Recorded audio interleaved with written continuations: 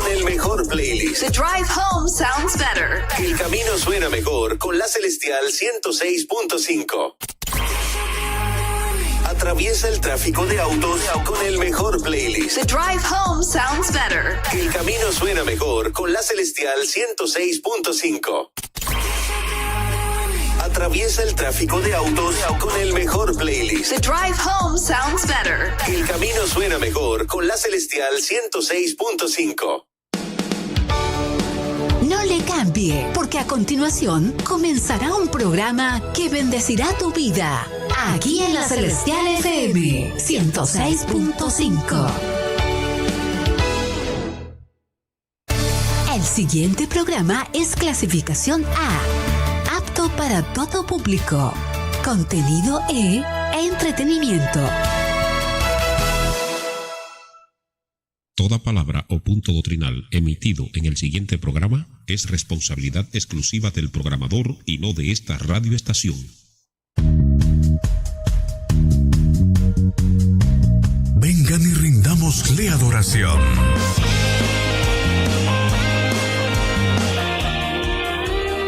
Arrodillémonos delante del Señor, nuestro Creador. Es hora de iniciar nuestro programa Evangelismo y Discipulado Bíblico. Abrimos la puerta para acceder a la palabra de Dios. Aquí lo alabamos. Gracias por sintonizar Café con Hispanos, la voz de nuestra gente hispana en Carolina del Norte. Si desea contactar a nuestro conductor Gilbert, bienvenidos a Café con Hispanos, un programa que conecta nuestra fe, nuestros valores como familia, nuestros negocios y proyectos de ley que afectan a nuestra comunidad hispana aquí en Carolina del Norte. Entrevistamos al gobierno y a líderes de nuestra comunidad para dialogar sobre el trabajo que realizan en beneficio nuestro, actualidad y un sabor a dulce hogar. Somos la voz de nuestra gente hispana. Le damos la bienvenida al pastor Gilbert Pagan. Café con Hispanos comienza. Raleigh, North Carolina, and this show will be in English today. We are doing some English shows throughout the course of the month, and to share information with our audience, some of them who are bilingual and prefer to hear it in English, some content that we share and issues that we cover.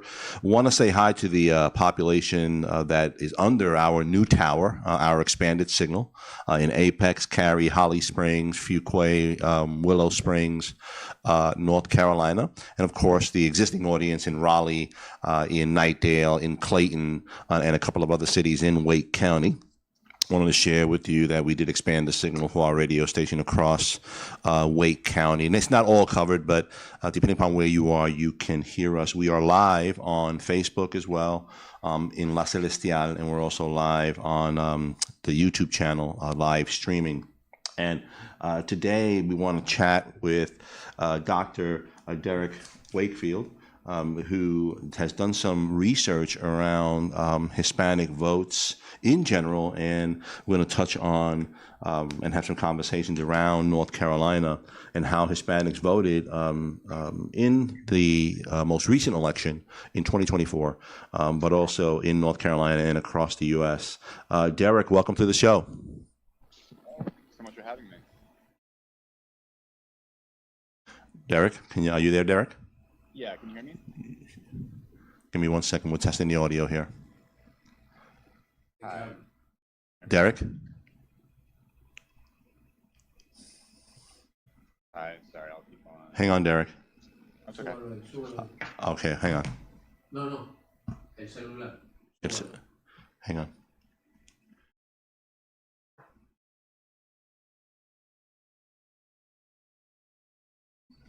Derek? Yes. Gotcha. Okay, you're there. I hear you now. Gotcha. Well, Derek is a has a PhD, and tell us a little bit about your background. I know you were in another state, and then you're moving to PA, from what I remember, and taking a position there. So tell us a little bit about you, and I'll ask some questions, then we'll get right into the content. Yeah, so I'm currently a postdoctoral fellow in Emory University in Atlanta. I received my PhD from Princeton University 2 years ago. And I'll be starting as an assistant professor in Bucknell University in Lewisburg, PA this upcoming year, where I'll be actually teaching both American politics and race and ethnic politics. So I'm really excited. My personal background, so I'm American, French Canadian, and Salvadorian on my dad's side.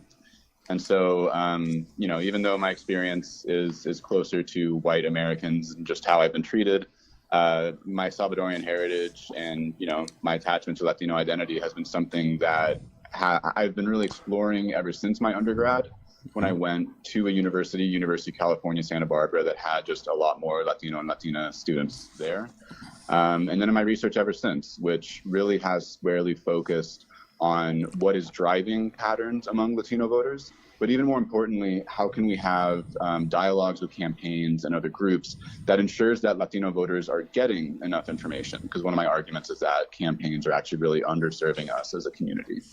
So I'm really happy to talk more in detail. But yeah, just thank you so much again, Gil, for having me on. No, I appreciate it. And, you know, going from Emory University, I know exactly where that is, in Georgia to, what is it? What is the town you're going to? Bucknell, it's Lewisburg, Pennsylvania. Right. No, so I'm, honestly, I'm like, my girlfriend and I we've lived out in fairly rural areas, including in North Carolina, actually. We were in Rockingham for a little while. But yeah, honestly, I'm just excited to be a part of that academic community. The department is really, really nice, too. They were all sending me suggestions for apartments. Oh, that's great. We finally found one, too. So last week, we signed a lease and everything. So. Congratulations. And the focus is going to be, when you're there, you said politics, and what was the other part? So I'm teaching their American politics class, so just like the intro course. Another course on race and ethnic politics. And actually, I am doing a Latino politics class my second semester as well. So I'm really excited for that. Wow. So American politics, race and ethnic, and then a Latino politics class. Wow. That's going to be very interesting. I'm going to go sidebar here. Are these like 4-credit courses? Yeah, these are like, I want to say that it'll be 25 students per section. So, you know, pretty standard on liberal arts college undergrad. Got it. Okay. And excellent. That's great. Well, good for you.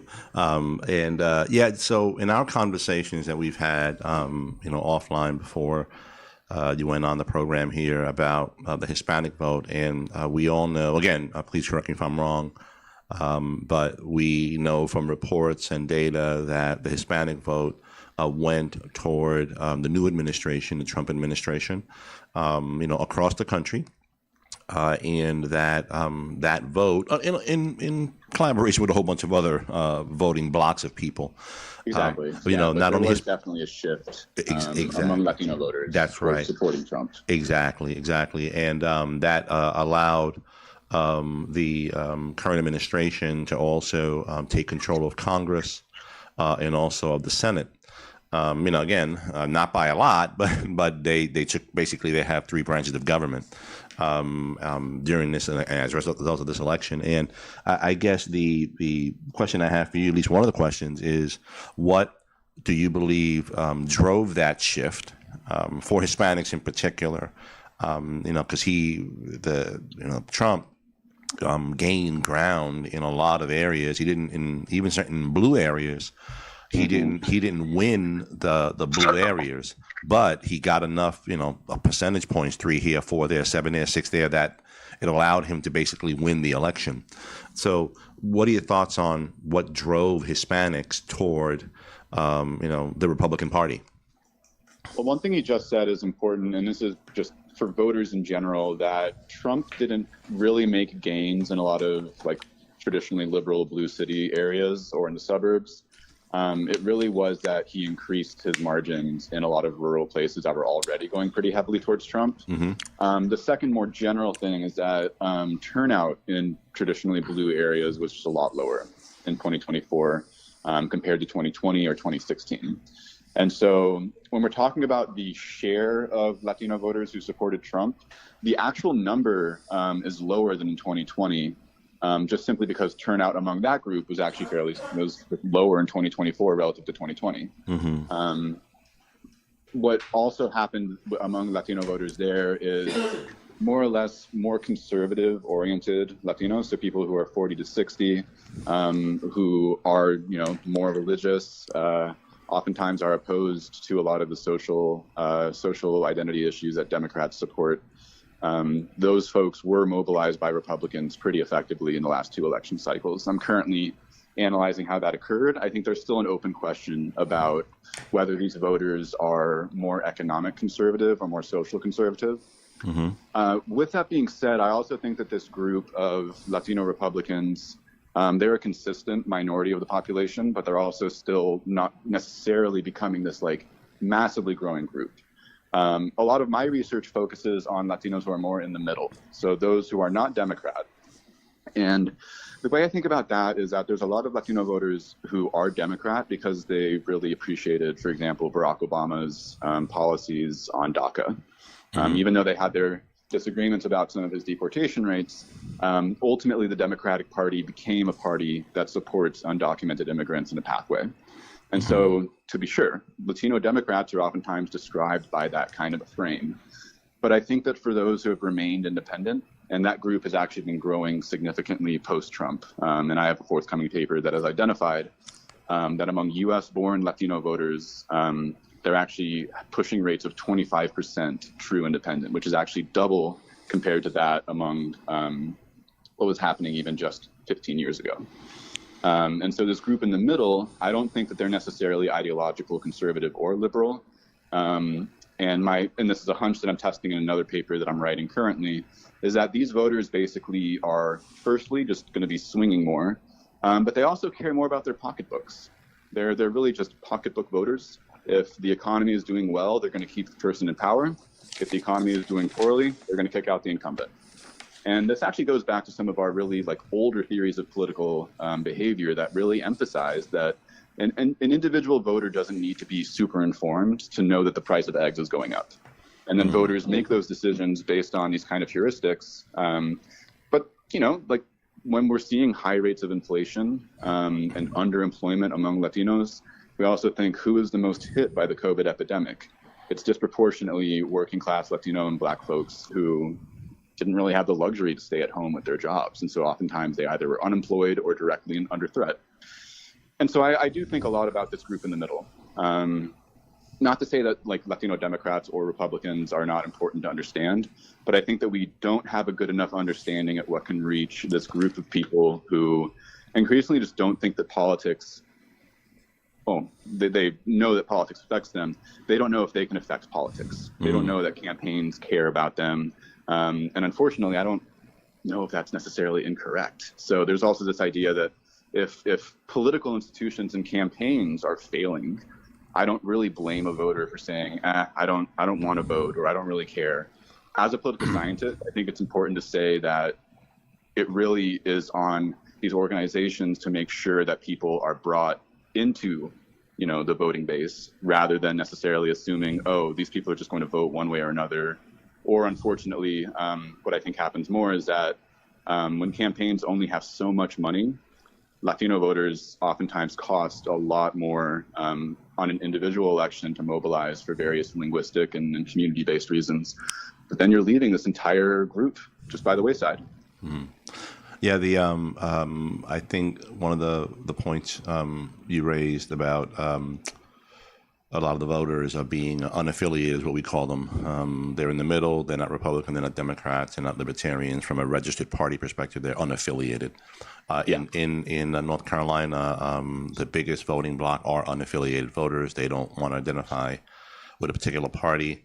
And in North Carolina, in particular, we have open primaries. So meaning that an unaffiliated voter could go in and vote for a Democrat or a Libertarian or Republican, and then, you know, vote for a different person in the general.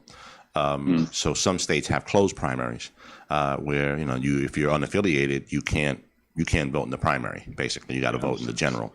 So that said, I agree that the voting bloc and Latinos, and this is in general, I think in North Carolina for sure, I don't know about the other parts of the country, that a lot of voters are choosing the unaffiliated box so that they can and not be boxed in with a party, but also be able to, you know, if they have open primaries, they can vote in, they could like the Democrat candidate, but they want the Republican person for governor, as an example, a Democratic person for Congress or what have you, if they're kind of on the middle, riding the fence kind of thing.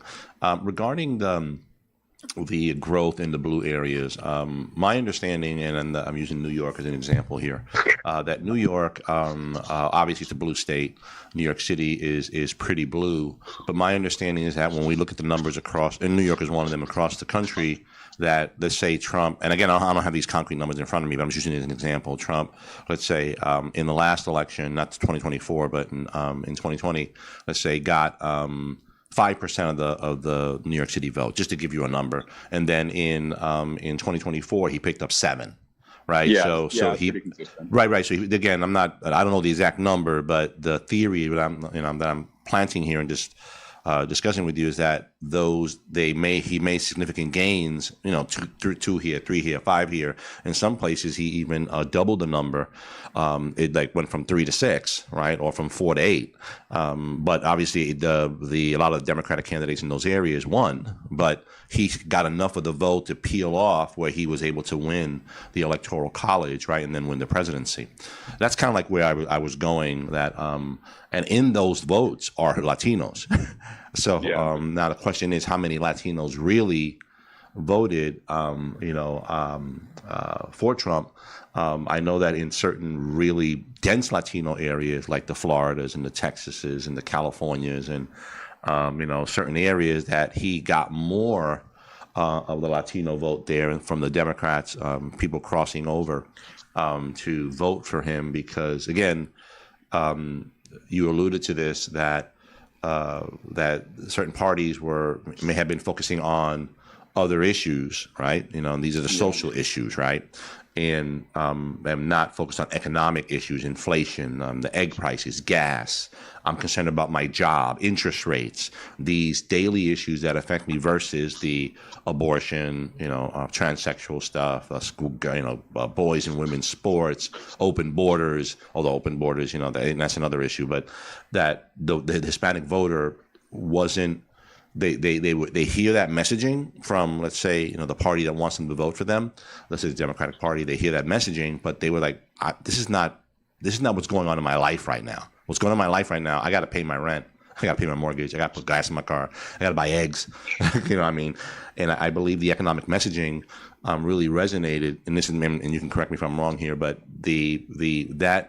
that resonated so much that even though some of the Democrats that are Hispanic may agree with some of the social issues of the party, they said, you know what, the party, they're totally ignoring what I'm going through. And then the messaging from the party itself, they were saying, the economy is good, the border is not open, that's a lie. They were doing, and when people were seeing the total opposite of what was happening in the community. I mean, what are your thoughts, I guess, what I'm sharing with you, and like obviously in your research and the like?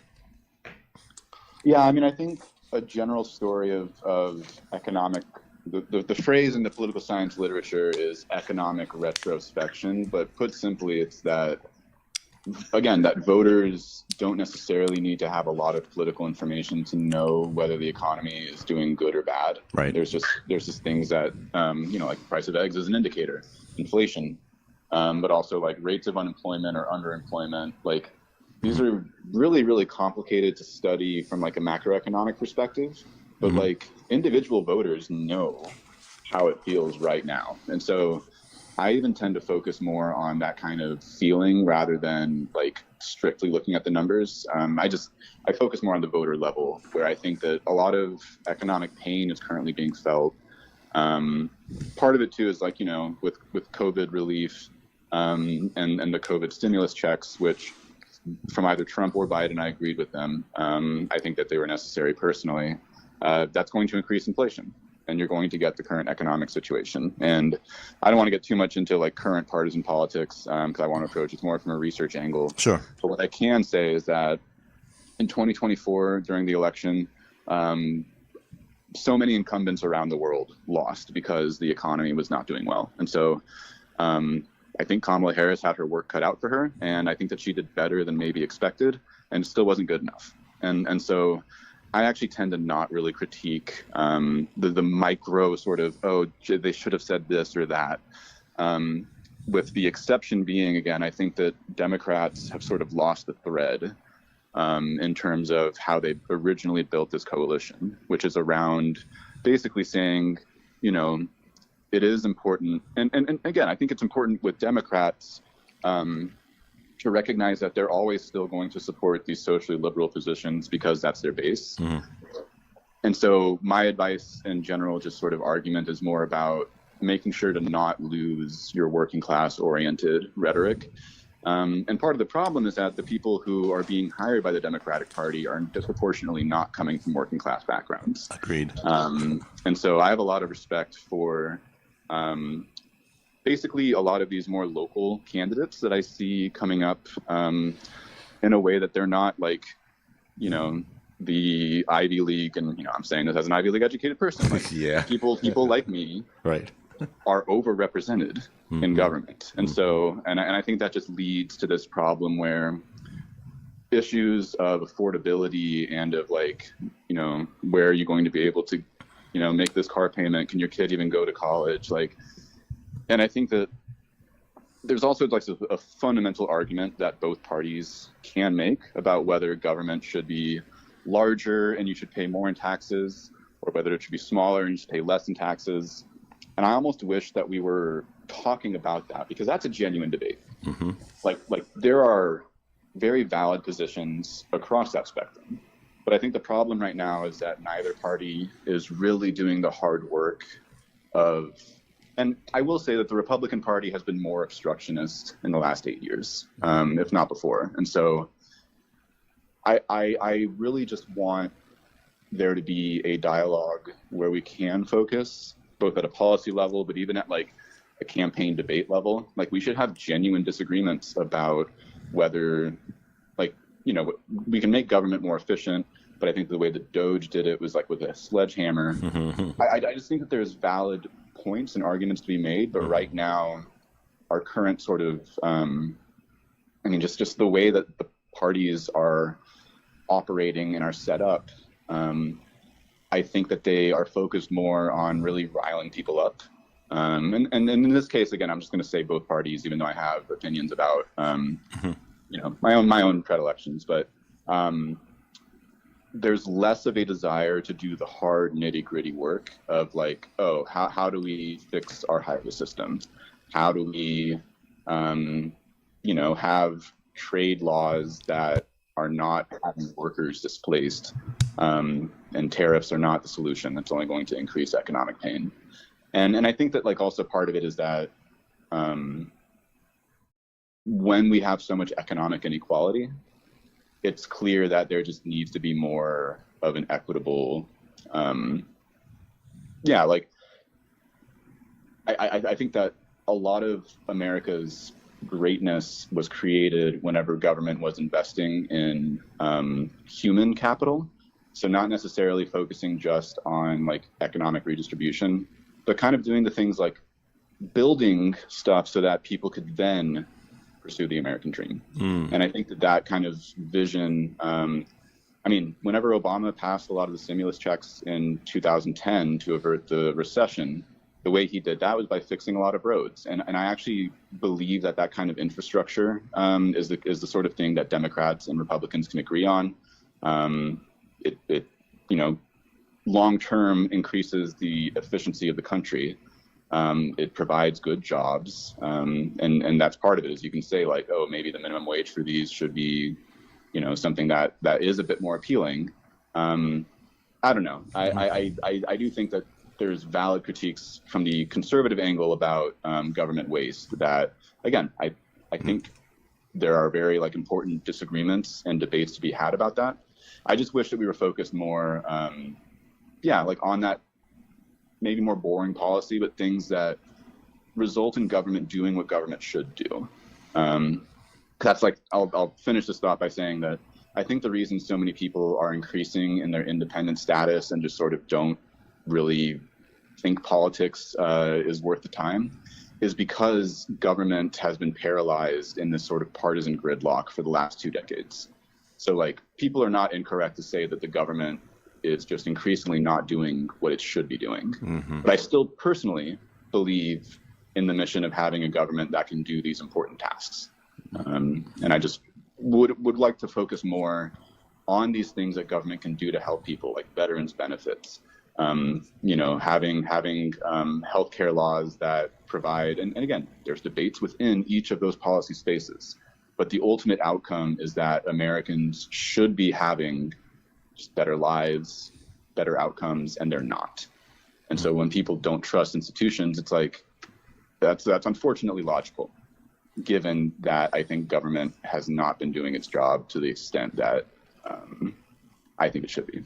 Yeah, and I agree that you know, the parties, you know, in both sides have their base, and they do things and say things to rile up the base, and to get them motivated and out in the streets or what have you. Well, more one party than the other when it comes to the street stuff, but you know, just get them. You know, they speak to their base, not the people in the middle. And the Democrats had at one point, this is years ago, obviously, had been the party of the working class long time ago, and then the Republicans took that mantle, and you know, won, you know, I guess the election as well among a lot of Latino men. From what I understand, they voted for Republicans in mass. The numbers, when you break them down, because they resonated with Trump and I guess his approach to the economy and business and strong arm kind of approach to things, and then the Republicans took the working class mantle, you know, honoring those who work with their hands, cut grass, you know, fix pipes, you know, just you know, they working in the fields and a blue collar worker that provides for their family. And they took that mantle and then ran with it. And you're right. And it's interesting because when you look at, and I don't get too in the weeds here, when you look at coalitions across the United States in parties, and they, right to your point, that many of the people who are running and calling the shots are not the people who are the working class, who are on, you know, in the trenches, who are local, you know, local candidates and the like. They look, like you say, look like you, right? Exactly. Which is so true. But when you look at, on the Republican side, you look at candidates that are running across the country, you look at GOP clubs, you look at GOP state chapters, you see blacks, you see whites, you see Hispanics, you see Asians, Indians, you see Chinese, you know, and you look at the Democrats. It's fascinating to watch when you look at, when again, I don't get into identity politics here, but when you look at the parties and you look at, you know, who's in it and who's running it and who's doing stuff, one party has more of a multicultural, you know, flavor of different people, and you look at the other one, it's like, oh, that's interesting. And the other side is saying, well, we're the party of the minorities. And I'm like, not really. When you look at it, you're like, okay, it's very interesting, and we're at a point where parties are not working together. They're toxic on both sides, and everybody's in their corner, in their silos, coming out fighting during election season.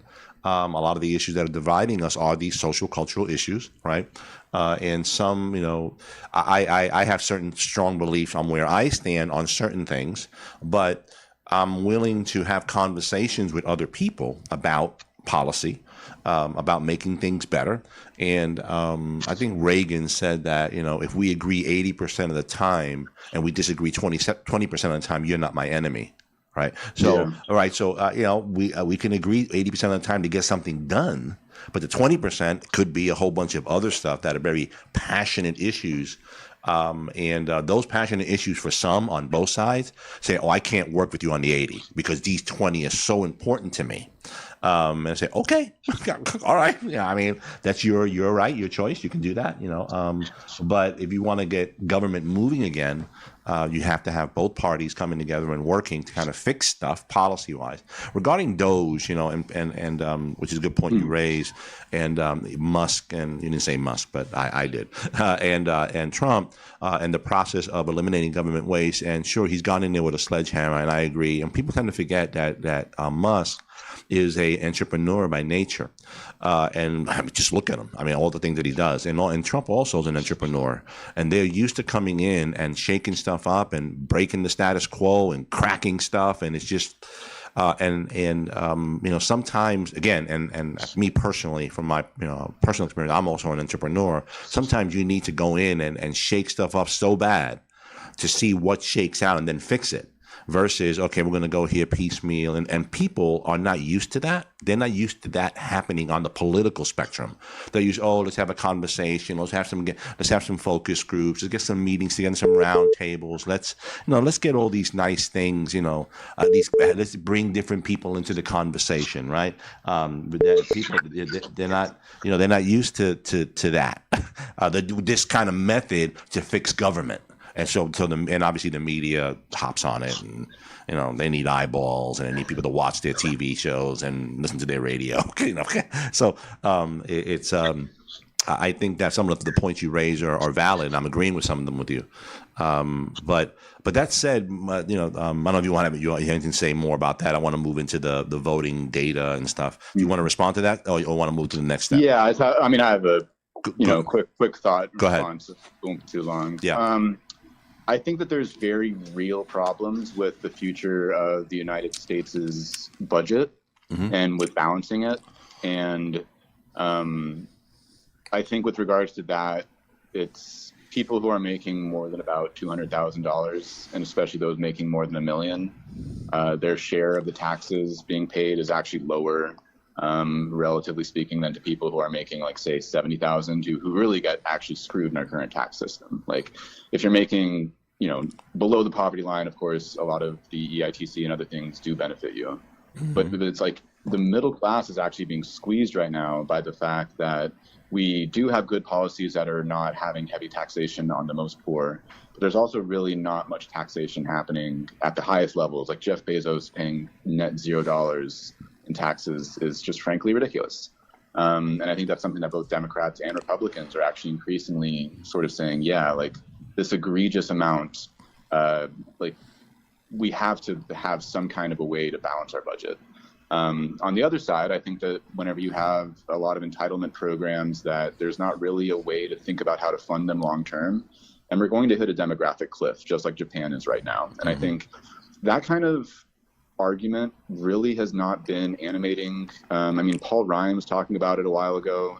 I don't think that the Republican Party is really on that anymore, which to me, like, Rand Paul basically just want to spend and not tax, which is not good.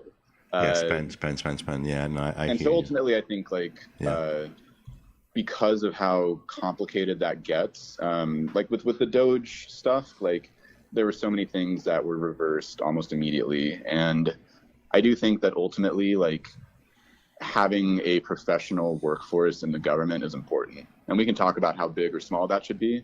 But we should have experts who are sticking around election after election and are not having to respond to politicians necessarily. Like, there's a whole argument about how if you have it where the entire thing flips every 4 years, you basically lose so much institutional knowledge. And a lot of these people also are committed to America, not Democrat or Republican. And so I just think that those civil servants right now are kind of being attacked. And certainly there's government waste. But I just, knowing a lot of those people also, they're working these jobs because they believe in it, not because they're getting paid enough. They could easily go private and make much more money than they are right now. Yeah, no, I understand. Yeah, I think it goes back to the issue that we're really not having conversations about the hard issues and looking at the data. You're a data guy, obviously, and I'm one, not as much as you, obviously, for what you do for a living, but I'm a data guy. I said, what does the data say? And around the multimillionaires and the billionaires, and also the $200,000 or more and the $70,000 people making that kind of annual income. What does the data say? And and let the data drive you, and then have those conversations. The same issue applies to. And then we'll move to the voting thing. But I use that as an example for my audience that there's this conversation around whether illegals contribute more money to the economy than they take out. in services. And there's conversations around that, and there's data around that is supported on both sides, that they take out more than they put in. And there's other people who are using other data and say, well, they put in more than they take out. So, having conversation unemotional with data and saying, okay, what data are you using? And this is what we're using. And then having that real conversation. The same thing with the taxes with Bezos. Is it his personal taxes or is it his Amazon taxes? Because Amazon is a company, and you got Jeff Bezos, who's a stockholder, and I'm not sure if he's an employee anymore. Is he getting a W-2? I mean, so he was able to pay 0 on both, because he did have charitable donations. Right, well, he should. Personal finances, which I support that. Yeah. But then Amazon was able to abuse several tax loopholes to essentially pay $0 in taxes. And I believe in free enterprise, and I think that the American dream is built on a fundamentally capitalist system. Yep. I also believe in fair capitalism. So basically, I think that pay your fair share. Is that what you're trying to say? Yeah, I mean, it's never fair, but closer to fair, fairer. Right. I got you, and that's okay. That's fine. I understand. And again, having the conversation around hard data, right? And not being emotional about it, and say, okay, this is what the data real. Do we agree that these are the data points that are accurate? Yes. We agree these 5 points are accurate? Yes. Now, how do we go from here? Some of the conversations I have, quite frankly, Derek, with people, I said, let's agree to what the facts are. Let's agree to a certain set of basic fundamental facts. We can't even get to that. Right. Okay, so if we can't agree that these 5 are the facts, then we can't even have the second conversation around those facts that we agreed to or we can't agree to. So we end up stopping at step 1, right? And that's the issue, like, for example, of the illegal immigrants' contribution to the economy. As an example, let's talk about the facts, right? What are the facts of them participating and giving money and taking stuff out? But I mean, there's basically, and I don't have the on balance what it would be. Yeah. But you both have like roughly $100 billion being paid into Social Security through taxes that these folks are never going to see. But by the same token, a lot of students in a lot of these majority Latino undocumented areas are themselves, well, actually, I guess some would be undocumented, but a large number would also be U.S. citizens. And so, again, this is where it just becomes a whole question. And but then there's very real concerns. Like, I have a cousin who was teaching in a predominantly Latino area. And I think that you just need to recognize that there's going to be more resources needed for a lot of these kids who, are just, coming without the same kind of background, having parents that are facing really precarious employment, and then just not coming, from neighborhoods that are as safe. And so there's just all these negative consequences that make it so that there is a drain. And I think that's why it's also important to say, here are the facts, and then here are also where I personally believe in something, and I don't have to, like, we settle on the facts, I then state my opinion. And my opinion, again, is that generally I would support more government spending to help get a lot of these children into education. But that also means the money has to come from somewhere. And I think that those kinds of tough conversations are what need to happen, rather than just saying, oh, we can just fix it with a wave of a hand, Yeah, no, absolutely, and I have a lot of feelings about that. So the talk about a little bit about the, obviously in North Carolina. I don't know if you had a chance to look at North Carolina data, but also U.S. data on, why the vote went. I'll just use the word red, right? Because a lot of the Hispanics voted across the country for Republican candidates, and again, it wasn't like super red tsunami on the Hispanic side, but just enough in different areas to get them to win Trump to win the electoral vote. What were the issues that resonated there with that population, and also, what messaging resonates now going into the midterms going into 2026. We have local elections also across the country. The local, like you were saying, like local council races, commissioner candidates, either people grassroots in the community versus the Congress and U.S. Senate. So what happened in 2024 with the Hispanic vote going, voting for Republicans, and then the messaging going into 2026? So for 2024, we don't have the data yet, so okay. I can't really talk too much about with any precision. So what I can say is that in 2020, the trend was that if you were, so this is looking at Latino voters, and it's a really, really great article called Háblame de Ti by some colleagues of mine, and I'll send it to you for put in the show notes. Okay.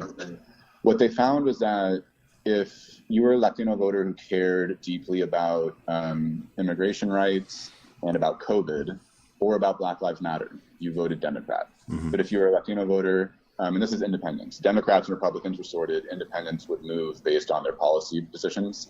If you were an independent who cared more about the economy and inflation, you voted Republican.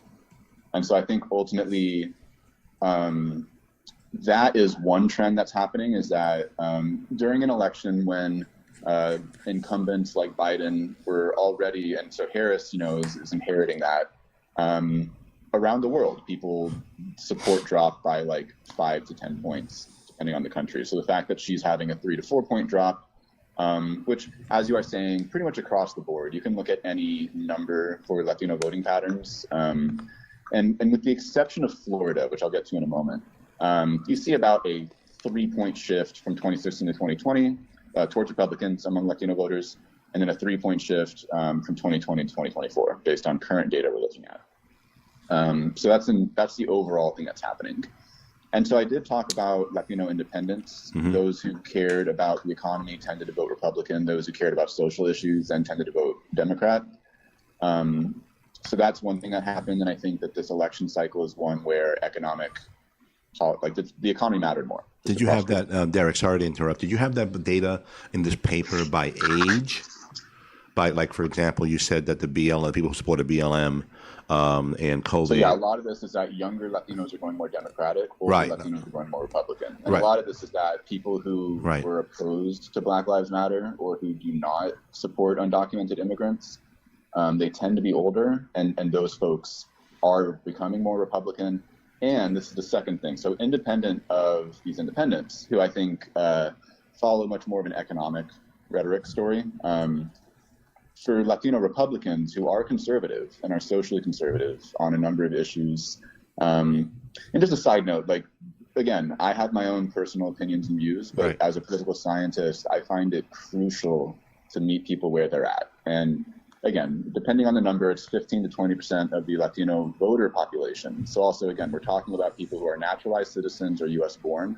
It's just a lot of different circles that end up resulting in this. And these are folks who are just socially conservative and basically behave similar to a lot of white Republicans. And I personally view their political behavior as, they're socially conservative. They also are oftentimes anti-socialist because many of them had to flee socialist regimes. I think voting for Republican makes sense in that context. And so I do my best to understand and to validate without judging. And these folks, again, I think that they're not necessarily growing as a population. They are growing as a share of Latino voters, because I think that they're actually getting pretty strongly mobilized.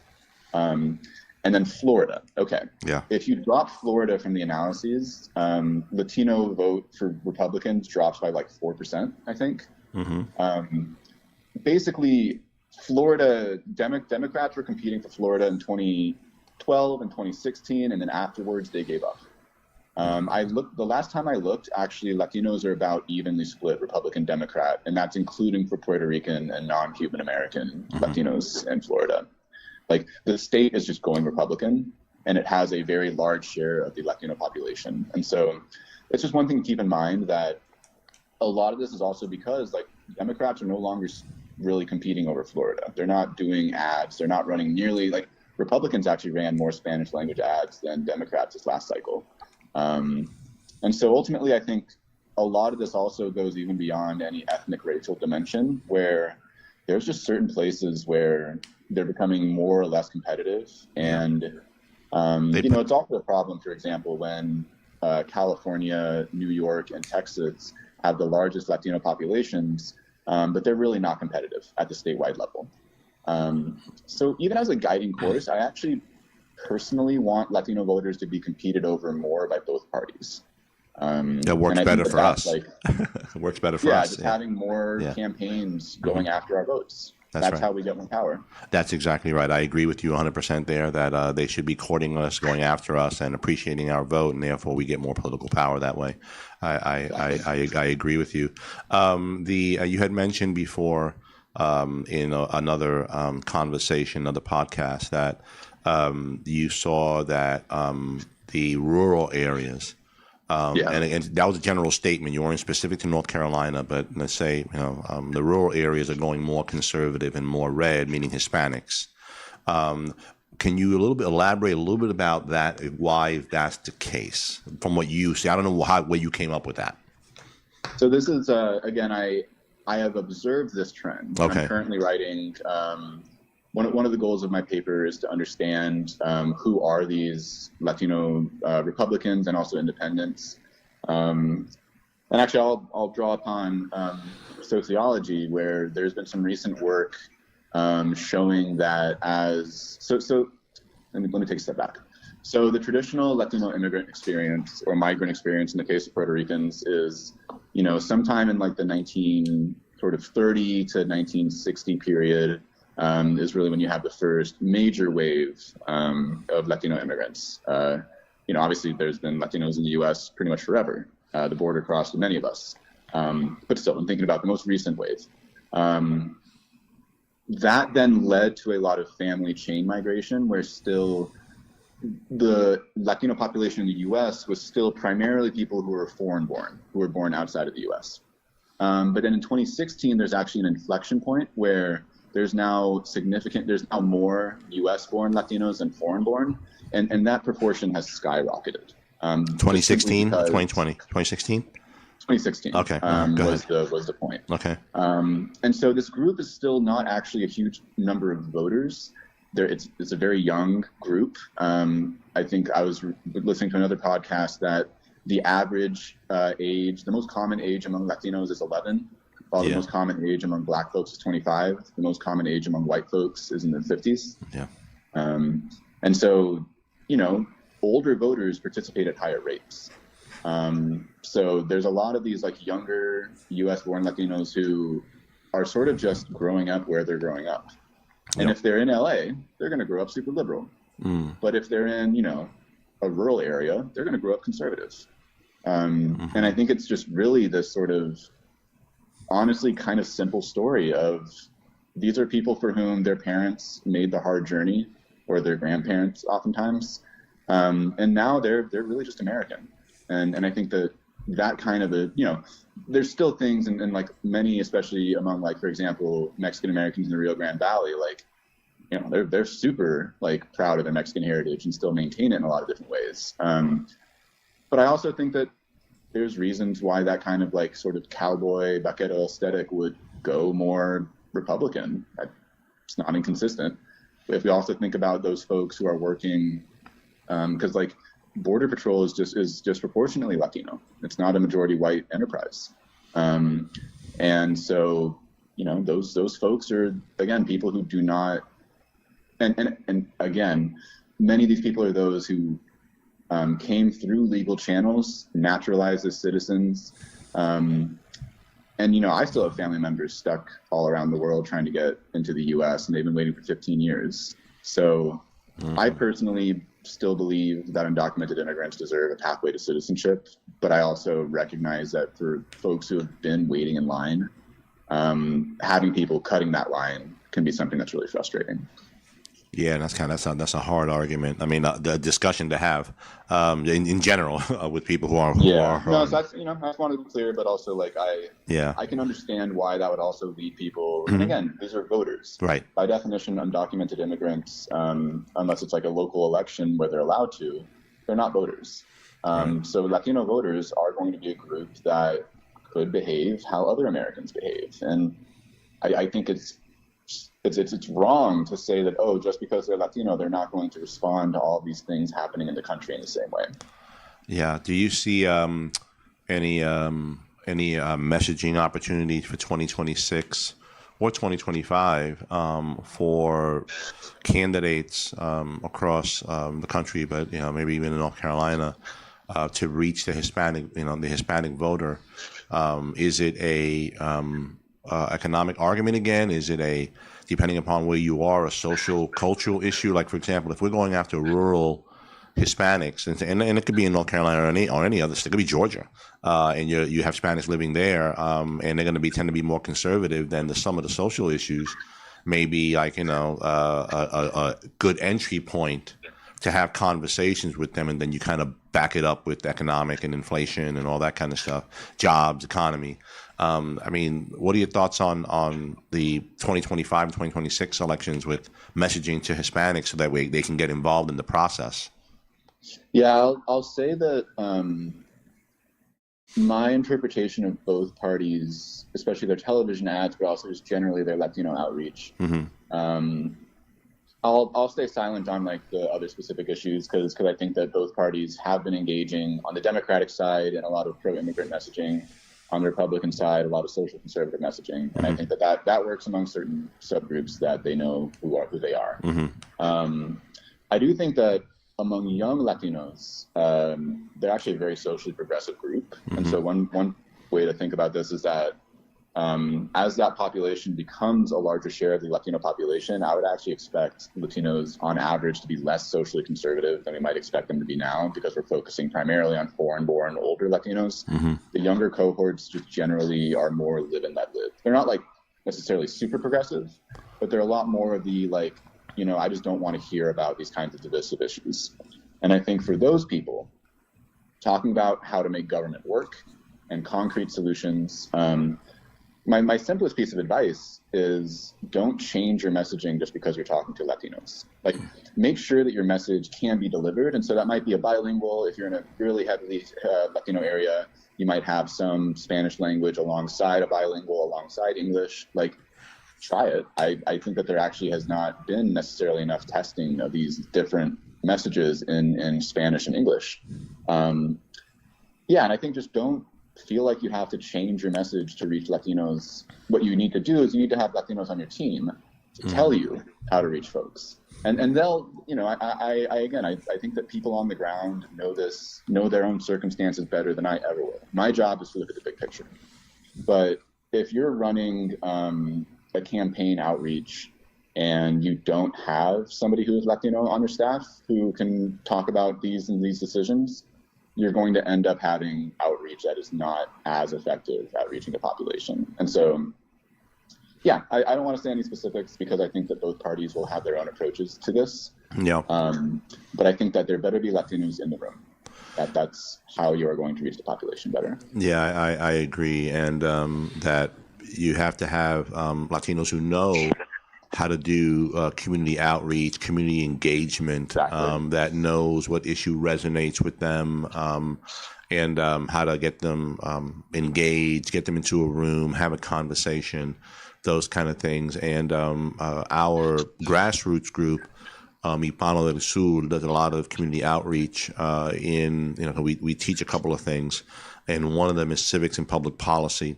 And this is kind of the conversation we're having is along that track, voting, Latinos' impact on policy and voting block and getting out there and advocating for their issues and at the ballot box, supporting candidates that support their values and the like. So this is along that line. And I agree. The campaign should have Hispanics, in as part of that team. And it's interesting that there are quite a number of campaigns across the country that think about Hispanics as an afterthought.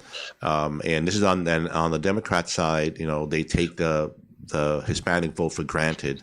This is my opinion, for granted, like they take the black vote for granted and the working class vote for granted, whereas the Republican side, and not all, but some, and it's probably more so that they ignore us.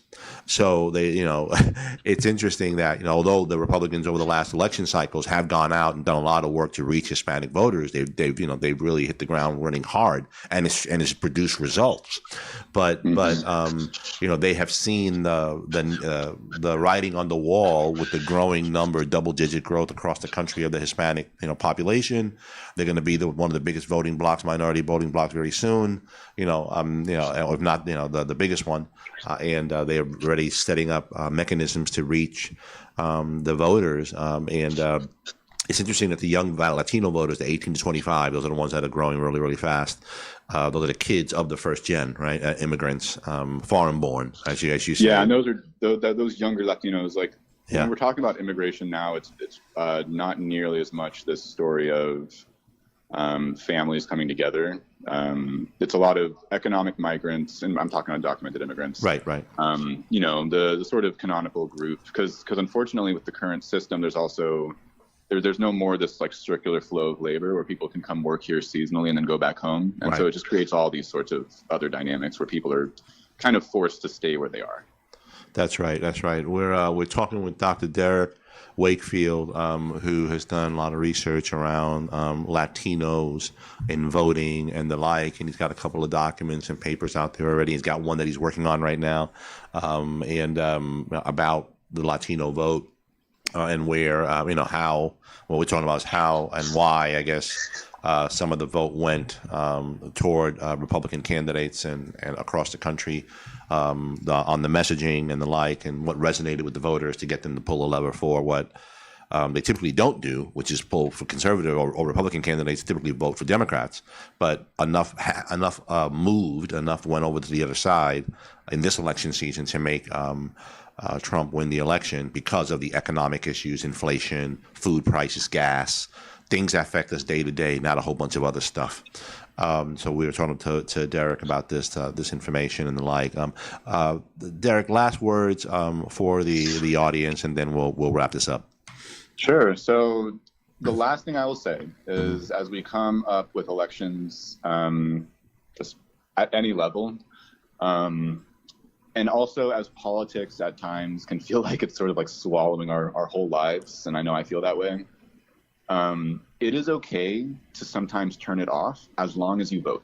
So just as a political scientist, my advice is, if politics is too much right now, if you need to focus on your own life, please do that. But also go vote in the next election. And that's my message. And I appreciate that. Yeah, I will echo that, that sometimes what you hear on television, social media, and the like, depending upon what your party affiliation is, or if you're unaffiliated but you lean one way or the other, that you will not like what you're hearing, depending upon what side of the fence you're on, and it can be frustrating. And sometimes it's good to turn it off. And go on with life, smell the grass, right? Go to the park, listen to the radio, some soft music, just get unplugged from the political circles. You and I probably, do this a lot more than we should, meaning you and I, Derek, do this a lot more than we should. Well, no, we're weird. Right. Well, I appreciate you taking the time, Dr. Wakefield, for getting on the radio program with us here in North Carolina. And the show notes will have any links that and papers that we'll put there once you send them over. And looking forward to having you back on at some other point for some other conversations and other topics. And in the meantime, may you transition well and easy into PA, into your new gig. Thank you so much, Gil, and thanks again for having me. Thank you. Thank you for being with us. All the best. Bye-bye. Por sintonizar Café con Hispanos, la voz de nuestra gente hispana en Carolina del Norte. Si desea contactar a nuestro conductor Gilbert Pagán, llame hoy al 919-931-4597, 919-931-4597. Síganos en nuestras redes sociales como Hispanos del Sur. Puede enviarnos un correo electrónico a connect@hispanosdelsur.com. Hasta pronto. La Celestial.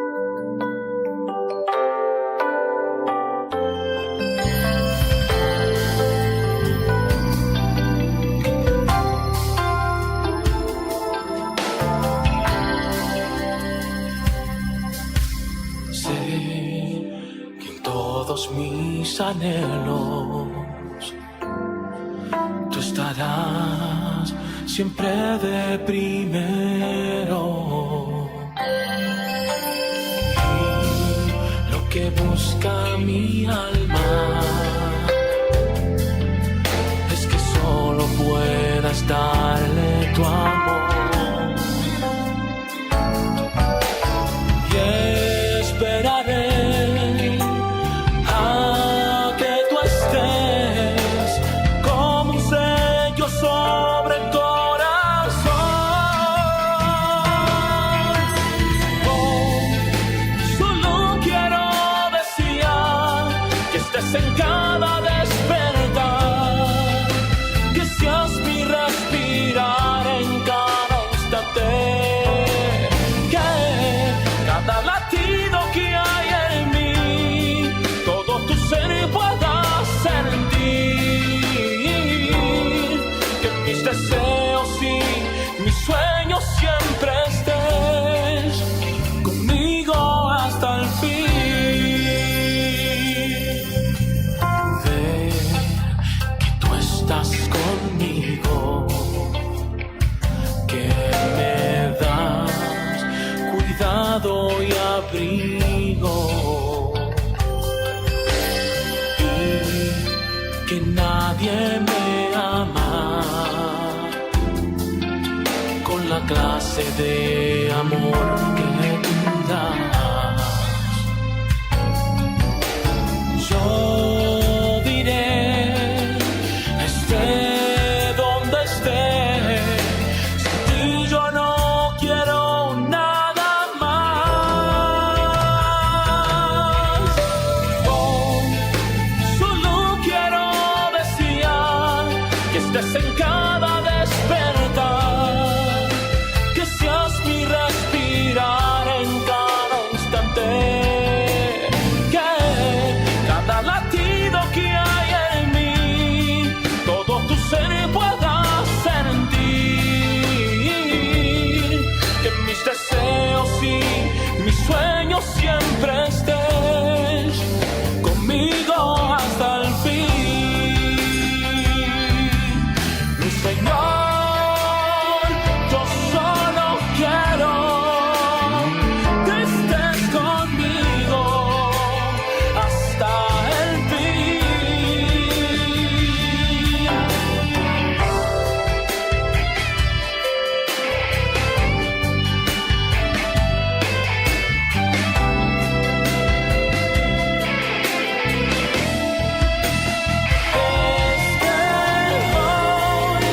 Solo quiero desear que estés en cada despertar, que seas mi respirar en cada instante, que cada latido que hay en mí, todo tu ser pueda sentir, que mis deseos y mis sueños siempre estés conmigo hasta el fin,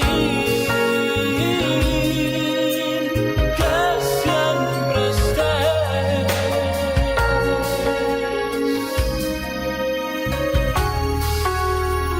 hasta el fin.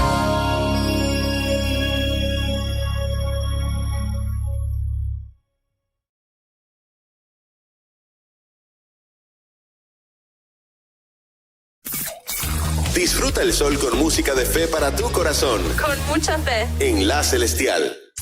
Para un corazón roto hay un milagro de sanidad. Dios hace que cosas increíbles sucedan. Simplemente ocurren. Con nuestra música queremos darte el coraje que necesitas para creer en lo imposible. La Celestial. Restaurante hondureño Green Banana, ubicado en el 11471 US 70 Bus, Clayton, Carolina del Norte, 27520. Puedes llamarnos al 919-243-1649. Ven y disfruta en un ambiente familiar con la mejor atención de la ciudad y nuestros deliciosos platillos. auténticos, pollo con tajadas, baleadas, carne asada, chuleta, pescado frito, pupusas, tacos, pastelitos, sopas, mariscos y mucho más. Restaurante hondureño Green Banana. Te esperamos, orgullosamente catrachos. Una voz de esperanza para el amor y para la paz. La emisora que me alegra el día. La Celestial. Cuando sientes que la vida se sale de control, es tiempo de regresar a su palabra. Uno de mis favoritos es el Salmo 23. La Celestial. Si tuvieras fe como un grano de mostaza, eso lo dice el Señor. Si tuvieras fe como un granito de mostaza, eso lo dice el Señor. Yeah. Si tuvieras fe como un grano de mostaza, eso lo dice el Señor. Si tuvieras fe como un grano de mostaza, eso lo dice el Señor. Tú le dirías a esa montaña, muévete, muévete. Tú le dirías a esa montaña, muévete, muévete. Esa montaña se moverá, se moverá, se moverá. Esa montaña se moverá, se moverá, se moverá. Esa montaña se moverá, se moverá, se moverá. Esa montaña se moverá, se moverá, se moverá. Se moverá, se moverá, se moverá, se moverá. Se está moviendo, se está moviendo, se está moviendo, ya se movió. Se está moviendo, se está moviendo, se está moviendo, ya se movió. Que se mueva, que se mueva, que se mueva, que se mueva en tu corazón. Que se mueva, que se mueva, que se mueva, que se mueva en tu corazón. Que se mueva, que se mueva, que se mueva, que se mueva en tu corazón. Que se mueva, que se mueva, que se mueva, que se mueva en tu corazón. Que se mueva, ay, que se mueva, que se mueva, ay, que se mueva. En el principio el Espíritu de Dios se movía sobre las aguas. En el principio el Espíritu de Dios se movía sobre las aguas. Pero ahora se está moviendo dentro de mi corazón. Pero ahora se está moviendo dentro de mi corazón. Se moverán, se moverán, esas montañas se moverán, se moverán, se moverán. Esas montañas se moverán, se moverán, se moverán. Esas montañas se moverán, se moverán, se moverán. Muévete también, muévete también, muévete también con el Espíritu de Dios. Muévete también, muévete también, muévete también con el Espíritu de Dios. Poder, poder, Jesús tiene poder. Poder, poder, Jesús tiene poder. Poder, poder, Jesús tiene poder. Poder, poder, Jesús tiene el poder. No puede estar triste un corazón que alabe a Cristo. No puede estar triste un corazón que alaba a Dios. No puede estar triste un corazón que alabe a Cristo. No puede estar triste un corazón que alaba a Dios. Yo canto aleluya, alabo a mi Cristo. No puede estar triste un corazón que alaba a Dios. Yo canto aleluya y alabo a mi Cristo. No puede estar triste un corazón que alaba a Dios. Cuando el pueblo del Señor alaba a Dios, suceden cosas maravillosas. Cuando el pueblo del Señor alaba a Dios, suceden cosas maravillosas. Hay sanidad, liberación, se siente la bendición. Hay sanidad, liberación, se siente el Espíritu de Dios. Aquí se siente la presencia de Dios.